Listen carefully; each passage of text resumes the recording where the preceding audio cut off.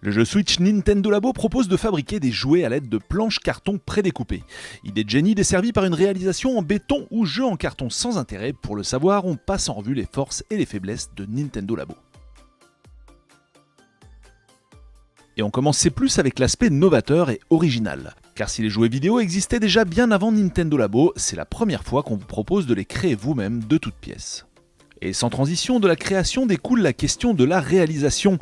Est-il facile ou non d'assembler les Toy-Con en carton? La réponse est oui.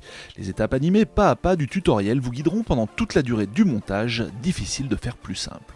Passons cette fois à l'ingéniosité. Les mécanismes qui lient le carton, la Switch et les Joy-Con sont vraiment impressionnants. Utilisation des vibrations, de la caméra infrarouge du Joy-Con, de l'écran de la Switch, des accéléromètres, j'en passe et des meilleurs. Y a pas à dire, la R&D de chez Nintendo signe un véritable tour de force avec Nintendo Labo. Et maintenant un petit tour du côté des aspects psychologiques. Cet OVNI est l'un des rares jeux vidéo capables de balayer d'un revers de main les critiques souvent adressées à cette discipline. Ici on ne reste pas le nez collé à l'écran manette à la main, on coupe, on plie, on monte et même une fois que tout est fini, le corps reste en mouvement pour suivre un véhicule, ferrer un poisson ou jouer du piano par exemple. Autre point positif, je vous ai dit que c'était bon, mais pas encore que c'était long. Pour ne parler que du montage, il faut passer un bon moment à assembler les différents modèles proposés dans le multi-kit, un bon moment en famille où les parents pourront donner un petit coup de main à leurs enfants pour finaliser toutes les étapes d'un montage. Ensuite, réduire Nintendo Labo à de simples bouts de carton vendus 60 € serait une grossière erreur. Il ne faut pas oublier les différents mini-jeux qui accompagnent ces jouets de papier et leur donnent tout leur intérêt. Mieux encore, une fois que vous en aurez fait le tour, vous pourrez créer vos propres jouets à l'aide du fameux Toy-Con Garage. On en parle peu sur le net, mais il s'agit pourtant d'une fonctionnalité majeure, une interface visuelle qui vous permet de puiser dans une banque d'événements déclencheurs qui peuvent être liés aux actions de votre choix, redoutable pour vulgariser la programmation informatique ou l'automatisme industriel. Ensuite, un petit mot au sujet de l'aspect création. Une fois le montage fini, Nintendo suggère de faire appel à vos talents d'artiste pour décorer vos jouets en carton, à la peinture ou au feutre, et ça, c'est plutôt cool. Enfin, contrairement à ce que l'on pourrait penser, les éléments en carton sont plutôt solides, ils pourront être légèrement malmenés, mais pas trop bien sûr, et c'est ce qui nous amène au tout premier point négatif. Et oui, c'est que le jeu s'adresse plutôt à un jeune public, et qui dit jeune public, dit public pas forcément soigneux et doux avec le matériel.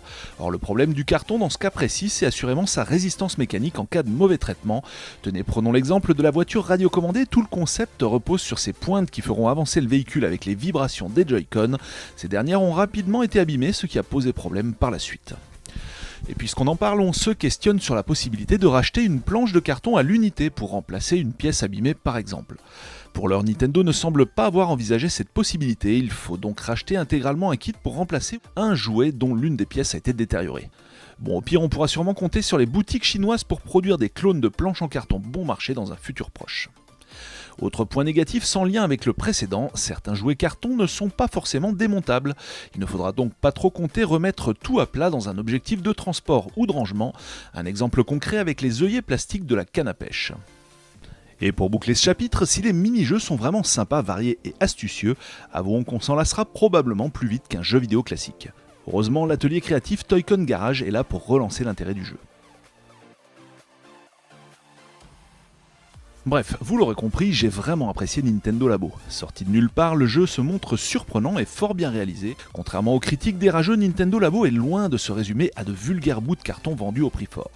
Ici, Nintendo prouve à nouveau sa position de leader en matière d'innovation dans le domaine du jeu vidéo.